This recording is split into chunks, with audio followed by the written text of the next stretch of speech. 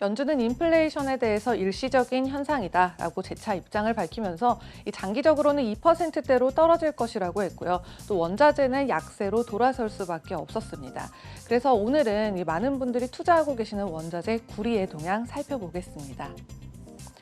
네, 구리는 사실 2005년 이전에는 이 파운드당 1.6달러를 상회한 적이 없었습니다.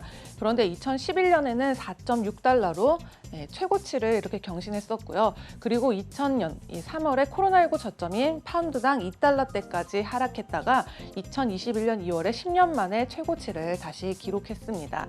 그리고 이번 달 들어서 조정이 있긴 했었지만 그래도 연초 대비해서 20% 정도 상승해 있는데요.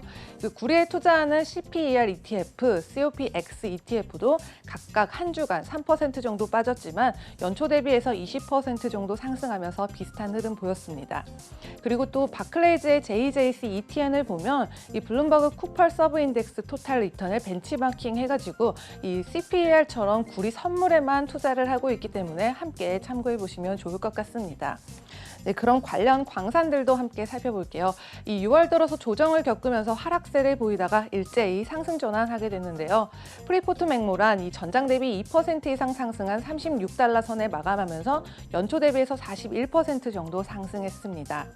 그리고 글렌코어인데요. 이 글렌코어는 반도체 공급난에 이 구리와 코발트 가격 급등해서 힘을 입어서 광산 가동을 멈췄던 2년 만에 다시 문을 열기로 했습니다.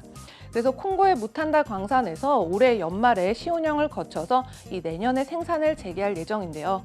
이 중국의 흐름이 또 심상치 않습니다. 중국이 향후 리튬이온 배터리를 들고서 이 다른 국가들을 압박할 가능성이 있기 때문에 중국 기업들의 소재 장악 현상 분명히 경고가 있는 상황이고요. 주요 광산들을 그래서 확보하는 것의 중요성이 다시금 대두되고 있습니다.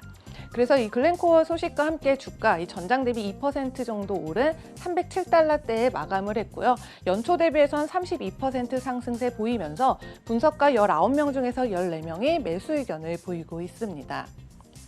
네, 그리고 발레로 에너지도 연초 대비 43% 이상, 또 리오틴토는 12% 정도 상승을 했고요. 이 서던 코퍼의 경우는 전장 대비 1% 오른 62달러대에 마감을 해서 연초 대비로는 마이너스 4%에 머물러 있다라고 볼 수 있겠지만 그래도 지난 12개월간으로 봤을 때는 63% 정도 상승세 보였습니다. 네, 그래서 이 최근에 구리가 4월 중순 이후에 하락세로 돌아섰던 것이 계속 빠지는 신호가 아니라 저가 매수 기회였다라는 사실 세 가지 이유 짚어보겠습니다. 먼저 이 미국 기준금리 인상 가능성인데요. 이렇게 움직였던 달러의 흐름이 원자재 전반에 그리고 구리 가격에 압력을 가한 건 사실입니다. 하지만 이 팬데믹 기간 동안 경기 부양책 때문에 모든 기축 통화가 그 고유의 구매력을 잃었다는 사실이 되겠습니다.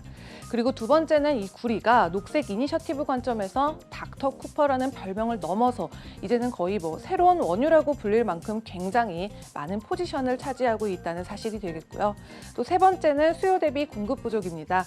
구리 광산을 만드는 데는 보통 8년에서 10년 정도 시간이 걸리는데 그래서 이 향후 10년 정도는 여전히 공급이 부족할 수밖에 없다는 점이 되겠습니다. 그리고 또 골드만삭스의 의견이 있는데요. 구리 가격이 2025년까지 톤당 15,000달러 그리고 2만 달러까지도 오를 수 있을 거라고 예상을 하면서 향후 확실한 상승 가능성이 있는 만큼 이 조정 기간의 저가 매수 기회를 언급한 바가 있습니다. 지금까지 글로벌 금융시장 신쿵 브리핑 펄스였습니다.